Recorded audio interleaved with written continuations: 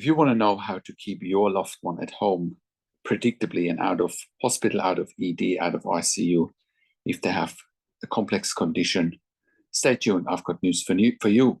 My name is Patrick Hutzel from intensivecareathome.com.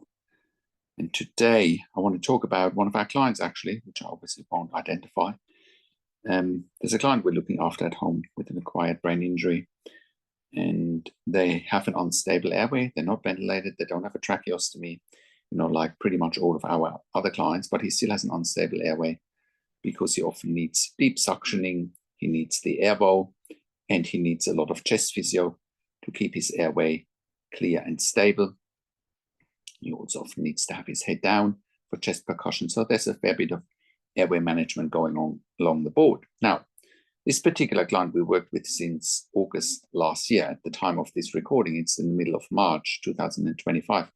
The reason our service got engaged to look after this client is that he had something like 75 emergency department admissions over the span of about 12 months, right? And he was more or less living in hospital, having no quality of life. And the family obviously wanted to have a solution, and they found intensive care at home as the solution, including that we were able to successfully advocate for the funding for 24-hour nursing care, because it is much more cost effective keeping this client at home than having him go to hospital all the time, where he's just a number and he will be put on a hospital ward, and no one can really look after him because they don't know the particulars of this client. Anyway, this week this particular client ended up in ED with a query chest infection, and because his saturation dropped, and he was in hospital anyway as an outpatient for a small test, and then he ended up going to ED while he was in hospital for the outpatient appointment. They were doing a chest x-ray and a CT of his chest, and they were finding that there was a chest infection, right? And he was started on IV antibiotics, and they wanted to keep the man in hospital overnight for monitoring. And I obviously objected. I called up the ED and I said to the consultant, I said, look, you can put him on a ward overnight where he will just be a number, and there won't be any staff that know this man, or we can take him home with a critical care nurse one-on-one. And who knows this man, because we have regular teams, and we have staff that know our clients, know the particulars about how to look after him at home. And, after a brief and friendly conversation, the consultant agreed, and we took our client back home on IV antibiotics, to make sure the chest infection is being treated. And we continue with our treatment at home with chest percussions as well, and airway clearance, deep suctioning, air bow, nebulizers, humidified oxygen, all of that. So, and I know for some of you watching this, you will be in a very similar situation at home with your family member, going back to hospital all the time, going back to ICU all the time, going back to ED for whatever reason. I know there's so many medically complex clients out there in the community that go back to hospitals all the time, go back to ICU all the time, go back to ED all the time. And we can do the same for you. And you should not worry about the funding, because the funding will follow. We wouldn't be in business if we couldn't advocate successfully for our clients, for critical care nurses at home, when there's issues such as unstable airways, tracheostomies, ventilation, when deep suctioning is needed, seizure management. That is not within the scope of a support worker or support workers. That is not even the scope of a registered nurse, of a general registered nurse. That is actually the scope of a critical care nurse. Another thing that I haven't mentioned is cophaces. Some of you watching this, or your family member might need a cophaces. And again, that is not the scope of definitely not of a support worker, not even of a general RN. It's the scope of a critical care nurse, and this is exactly what we're providing with intensive care at home. So, with intensive care at home, we are currently sending our ICU and critical care nurses into the home 24 hours a day. That means we are providing a genuine alternative to a long-term stay in intensive care for ventilation, tracheostomy, home BiPAP, home CPAP, ventilation without tracheostomy, tracheostomy without ventilation, home TPN, home IV potassium, and home IV magnesium infusions, IV fluids, and IV antibiotics. We're also providing ventilation weaning at home.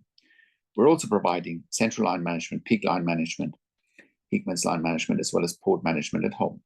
We're also providing nasogastric tube and PEG tube management at home, as well as palliative care services at home.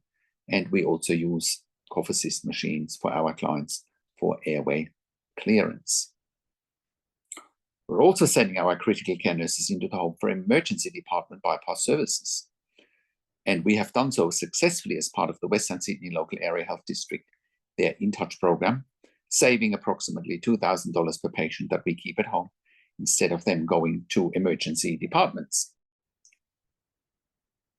That also means we're in a position to cut the cost of an intensive care bed by around 50%. An intensive care bed costs around $5,000 to $6,000 per bed day. Our service costs between $2,500 to $3,000 per bed day. And we're freeing up the most sought after bed in the hospital, which is the ICU bed. But most importantly, we're improving the quality of life for patients and their families, which is a win-win situation for all stakeholders. And of course, quality of life at home is much improved, surrounded by families. So, with intensive care at home, we're currently operating all around Australia in all major capital cities, as well as in all regional and rural areas. We're an NDIS approved service provider all around Australia, TAC and WorkSafe in Victoria, iCare in New South Wales, NIISQ in Queensland, as well as the Department of Veteran Affairs all around Australia. Our clients and we as a provider have also received funding through public hospitals, private health funds, as well as departments of health. We are the only service provider in Australia that has achieved third-party accreditation for intensive care at home nursing in 2025. We have been achieving this level of accreditation since 2012. No other service provider has achieved this high level of accreditation in the community and has created more intellectual property for intensive care at home nursing than we have. This puts us in a position to employ hundreds of years of critical care nursing experience combined in the community. No other service provider in 2025 employs a higher skill level in the community than we do, which enables us to look after the highest acuity adults and children in the community in Australia safely. And if you're at home already and you're watching this, or if you're stuck in an ICU, or if you're going to hospital and ED, emergency department all the time, and you realize that you don't have the right level of support, I'll give you another tangible example today and real-world example today, very similar to the one I gave a minute ago. So one of our first clients, when we first got started over 10 years ago, was a client who was at home initially on a ventilator with a tracheostomy with a support worker model 24/7. Of course, support workers are dangerous and negligent. And having support workers look after a client at home on a ventilator with a tracheostomy is like flying in the airplane with a cabin crew instead of the pilot, because anyone on a ventilator with a tracheostomy is at very high risk of medical emergencies 24/7, or even at high risk of dying if they don't have a team of critical care nurses looking after them 24/7. This is actually evidence-based and is documented in our mechanical home ventilation guidelines that you can find on our website at intensivecareathome.com. Think about it. In an intensive care unit in a hospital, you would not have support workers looking after a critical care patient on a ventilator with a tracheostomy. So why would anyone in their right mind would do that in home care, in a home care environment in the community? So this client found out about us eventually, and the ICU that he went back to all the time also knew about us, and eventually reached out to us. We were proving our concept with this client very fast. When we worked with the client, we sent him intensive care nurses 24 hours a day, and he never ever went back into ICU ever again. And we were proving our concept there very fast. We can do the same for you if you're not safe at home, which includes the advocacy for funding that goes along with it. We have always successfully advocated for our clients. Otherwise, we wouldn't be in business. The same is applicable for those stuck in ICU. Similar to our case study today, or going back to ED all the time. So what you're looking for, reach out to us. We'll make it happen for you as well. We can take you through the right steps, including NDIS or other funding bodies, and the advocacy that needs to go along with it, which is also why we are providing level 2 and level 3 NDIS support coordination. We have a team of NDIS support coordinators, and they have a wealth of knowledge. I've done an interview with Amanda Riches, one of our NDIS support coordinators, and I'll put a link to an interview with Amanda in the written version of this blog. We're also providing TAC case management and WorkSafe case management in Victoria with Lucy McCotter. And if you're an NDIS support coordinator or a case manager from another organization watching this and you're looking for nursing care for your participants, please reach out to us as well. If you're looking for funding for nursing care for your participants and you don't know how to go about it and what evidence to provide, I encourage you to reach out to us as well. We will help you with the right level of funding and with the right level of advocacy. We're also providing NDIS specialist nursing assessments done by critical care nurses with a legal nurse consulting background. If you are a critical care nurse and you're looking for a career change, and you want to join a very progressive, dynamic, and high-performing team of critical care nurses in the community, we are employing hundreds of years of critical care nursing experience combined. If you're looking for a career change, we're currently hiring for jobs for critical care nurses in Melbourne, Sydney, Brisbane, in Albury, Wodonga, in Bendigo, in Geelong, and in Warragul in Victoria. If you have worked in critical care nursing for a minimum of 2 years in pediatric ICU, ED, and ICU, of course, you have already completed a postgraduate critical care nursing qualification, we are delighted hearing from you. I have a disclaimer because we are offering a tailor-made solution for our clients, which includes regular staff. Our clients also do want the same staff coming over and over again because they are very vulnerable and very special, and that's why we need regular staff. So if you're looking for agency work where you can come and go, this will not be the right fit for you. We're looking for consistency, and our clients are looking for consistency. So please only apply with us if you can give us regular and consistent availabilities for shifts, and if you're really keen on building relationships with us and with our clients. And if you're an intensive care specialist or an ED specialist, we also want to hear from you. We're currently expanding our medical team as well.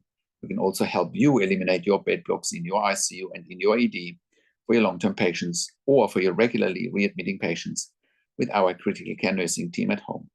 We're here to help you take the pressure off your ICU and ED beds, and in most cases, you won't even pay for it. Even if you do pay for it, it is much more cost-effective than what you're paying for in ICU and ED, and you get the same level of care. And if you're a hospital executive watching this and you have bed blocks in your ICU, ED, respiratory wards, home TPN, please reach out to us as well. We help you eliminate your bed blocks very fast. If you're in the US or in the UK and you're watching this and you need help, we want to hear from you as well. We can help you there privately with one-on-one consulting and hiring nurses privately. Once again, our website is intensivecareathome.com. Call us on one of the numbers on the top of our website or simply send us an email to info@intensivecareathome.com. And if you like my videos, subscribe to my YouTube channel for regular updates for families with intensive care at home and intensive care. Click the like button, click the notification bell, share this video with your friends and families, and comment below on what you want to see next, what questions and insights you have from this video. Thank you so much for watching. This is Patrick Hutzel from intensivecareathome.com, and I will talk to you in a few days. Take care for now.